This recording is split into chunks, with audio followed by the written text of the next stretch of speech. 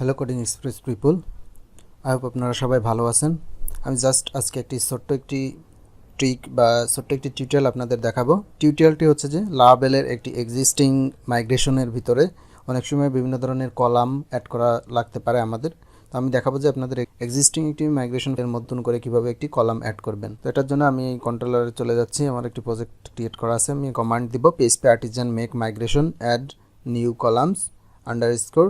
যে টেবিলে আমরা এই কলামটি অ্যাড করব সেই টেবিল দিব। যেমন আমি এখানে এক্সাম্পল হিসেবে দিয়েছি ইউজার্স, তার মানে এখানে আমি ইউজার্স টেবিলে একটি নতুন কলাম অ্যাড করব এবং সেটা PHP আর্টিজান মাইগ্রেট দিলে নতুন করে মাইগ্রেট হবে আমার এক্সিস্টিং কলামে। তো এখানে অ্যাড নিউ কলামের জায়গায় আপনারা দিতে পারেন অ্যাড নিউ এর জায়গায় অ্যাড যে কলামের যে নাম সেই নাম দিয়ে আপনারা এখানে মাইগ্রেশন করতে পারেন। যদি একটি কলাম হয় তাহলে আপনারা নিউ দিতে পারেন, অথবা স্ট্যাটাস নামে একটি নতুন কলাম আপনারা ইউজার্স টেবিলে অ্যাড করতে চাচ্ছেন সেই ক্ষেত্রে আপনারা স্ট্যাটাস দিতে পারেন, অথবা অন্য যে কোনো নামে যদি একটা নাম হয় সেই ক্ষেত্রে একটা নাম দিতে পারেন, অথবা মাল্টিপল হইলেও রিলেটেড নামই আপনারা এখানে দিতে পারেন। তো আমি এখানে PHP artisan make migration add status column users দিয়ে ইন্টার দিলাম। ইন্টার দিলে এখানে আমাদের একটি নতুন কলাম অ্যাড হয়েছে। তো এই মাইগ্রেশনটিকে আমরা ওপেন করব। ওপেন করলে আমরা এরকম ব্ল্যাঙ্ক অবস্থায় দেখতে পাবো দুটি ফাংশন, পাবলিক ফাংশন আপ এবং ডাউন। আমরা প্রথম হচ্ছে যে কলামটি অ্যাড করব সেটা আমরা হচ্ছে আপের মধ্যে পাবলিক ফাংশন আপের মধ্যে অ্যাড করব। আপের মধ্যে এখানে এসে আমরা স্কিমা নিব, ক্লোন টেবিল, যে টেবিলে আমরা এটাকে অ্যাড করতেছি ইউজার সেই টেবিলের নাম দিব। অন্যান্য মাইগ্রেশনের মতোই সেম, যেমন আমরা যদি ইউজার মাইগ্রেশনটি ওপেন করি ইউজার মাইগ্রেশনের সেম যেরকম আছে সেম একইভাবে আমরা এখানে লিখব।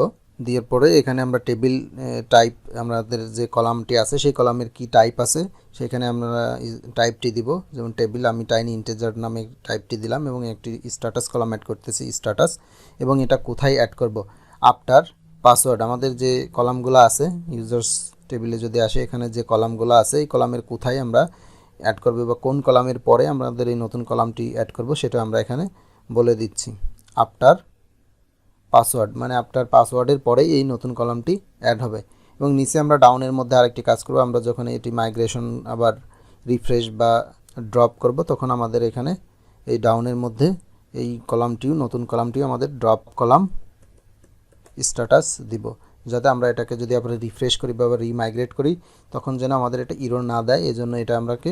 তো এখন আমরা যদি এটাকে মাইগ্রেট করি তাহলে আপনারা দেখতে পাবো যে আমাদের ঠিকঠাক মতো কাজ করে কিনা, এবং আমরা যেখানে এই কলামটি অ্যাড করলাম সেখানে কলামটি যাচ্ছে কিনা। PHP আর্টিজান মাইগ্রেট দিলে আমার এইটি মাইগ্রেট হয়ে গেছে, এবং আমাদের এক্সিস্টিং যদি কোনো ডাটা থাকে এই টেবিলে সেই ডাটা কিন্তু কোনো লস হবে না, সেই ডাটা থাকবে, তার সাথে জাস্ট নতুন একটি কলাম অ্যাড হবে। আমার যে টেবিলটি আছে টেবিলটি অন করলাম, অন করার পরে আমি এখানে যদি দেখি ইউজার্স, এখানে দেখেন যে পাসওয়ার্ডের পরে কিন্তু আমাদের নতুন একটি কলাম এখানে অ্যাড হয়ে গেছে, স্ট্যাটাস নামে একটি কলাম অ্যাড হয়েছে।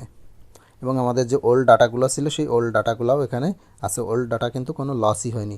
এবং আমরা বলেছিলাম যে পাসওয়ার্ডের পরে এটি যাবে এবং পাসওয়ার্ডের পরেও এখানে স্ট্যাটাস কলামটি বসে গেছে। তো আই হোপ আপনারা বুঝতে পারছেন যে কীভাবে একটি এক্সিস্টিং টেবিলের মধ্যে উইদাউট ডাটা লস করে একটি নতুন কলাম অ্যাড করবেন, এবং সেটা কোন কলামের পরে হবে সেটা আপনারা সেট করে দিতে পারবেন। এই ছোট্ট ভিডিওটি যদি আপনাদের ভালো লাগে অবশ্যই চ্যানেলটি সাবস্ক্রাইব করবেন, ভিডিওতে একটি লাইক দিবেন, কোনো মতামত থাকলে অবশ্যই কমেন্ট সেকশনে জানাবেন। ধন্যবাদ।